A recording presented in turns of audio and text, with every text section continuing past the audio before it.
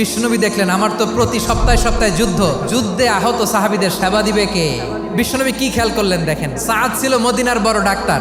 এই নারী সাহাবী রুফাইদা বাবার কাছ থেকে চিকিৎসা বিদ্যা শিখেছেন। বিশ্বনবী রুফাইদাকে বললেন, রুফাইদা তুমি মসজিদে নববীর পাশে একটা মেডিকেল ক্যাম্প করো। বিশ্বনবীর ডিরেকশন অনুযায়ী তিনি মসজিদে নববীর পাশে একটা মেডিকেল ক্যাম্প করলেন এবং আহত সাহাবাদের চিকিৎসা উনি ওনার টিম নিয়ে দিতেন। বিশ্বনবীর পরামর্শে উনি আনসারি এবং মুহাজির মহিলা সাহাবীদেরকে নিয়ে একটা স্পেশাল মেডিকেল টিম গঠন করলেন। খায়বার যুদ্ধে 7ম হিজরিতে যখন বিশ্বনবী যায়, উনি ওনার টিম নিয়ে আসলেন, বললেন, ইয়া রাসূলুল্লাহ আমরা তো তলোয়ার চালাতে পারি না, আমরা তো তীর মারতে পারি না, আপনি যদি অনুমতি দেন খায়বার অভিযানে আমি আমার টিম নিয়ে মেডিকেল টিমের সেবাটা সার্ভিসটা দিতে চাই। পড়েন সুবহানাল্লাহ।